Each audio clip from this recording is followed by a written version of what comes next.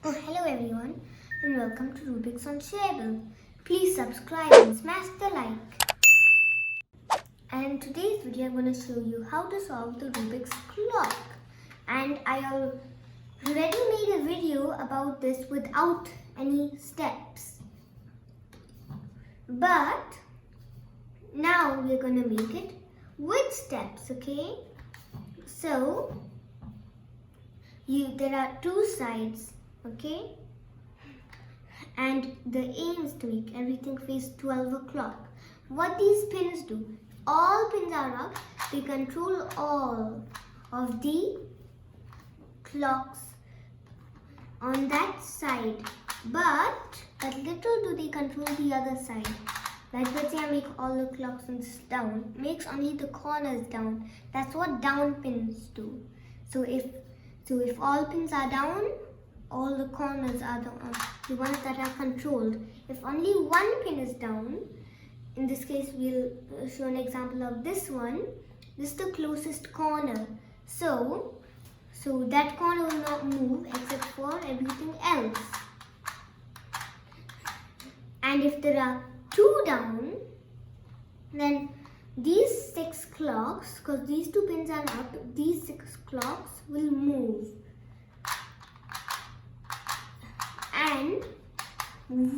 And there are 4 dials on each side. This is where you control all the clocks from. This one is for this pin. This dial is for this pin. This dial upright is for here. This pin, the top right pin, and this top left dial is for the top left pin. So like that, all the dials are for the closest corner. So here's the 2 dial example again, but only one of the pins up means it will control only the 4 clocks around it. Like this. So that is how the Rubik's clock works. And to scramble it, you just have to do random dials and random pins. So let's mix it up.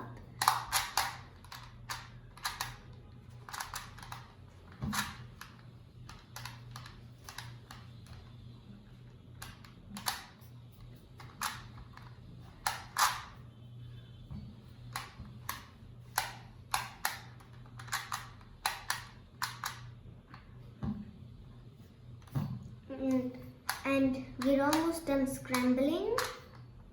Yep, this looks like scrambled enough.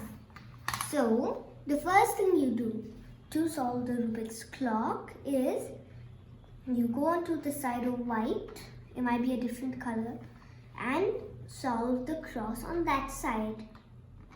To do this, let's start with this clock. So you keep the 2 closest pins to this clock here down. These 2 pins will be down, and then we use either of these dials, because these 2 pins are up, to match this. Now we'll do this one, the one on the very top, the top middle. So instead of the bottom 2 pins down, we keep the top 2 pins down and again match it. Let's do this one next, the one on the very left. So we keep that pin down and these 2 pins up, match it, and the last one, the exact same steps for that pin. So it'll look like this, and turn it down to match, then keep all pins up and turn them all up at once. Here I ran into something where this is not the same thing. Just match it again, and the first side across is done. Next is this, okay?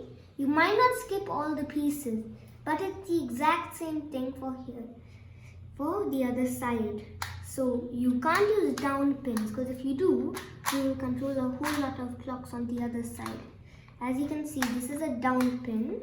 You will control a whole lot of clocks. So just like the white, do the same steps for the black cross. So here I'm doing the same steps. Now we've done the cross for both. So just like that, the same steps, both crosses. Next we turn back over to white. Keep 3 pins up, okay? Except for the one that we are doing except for the corner that we are doing now. The corners are mirrored. So now we are doing this corner. You might skip a corner. If you don't, then you just have to do these same steps for all corners. Make all the plus clocks match the corner, and then let's do this corner. So make all the clocks match this. Now we'll do this one. So here it is. This pin down now, and align all pins up once you're done, and turn them all up at once. As you can see, these are mirrored. So now I turn them all up at once. The clock on the white side has all of the 9 clocks solved. Turn over to black. It also has all of the 9 clocks solved. Thank you for watching the video of me showing the steps of how to solve the Rubik's clock that we got a few weeks ago or so. Till the end, thank you for subscribing and smashing the like button. Thank you. Bye bye everyone.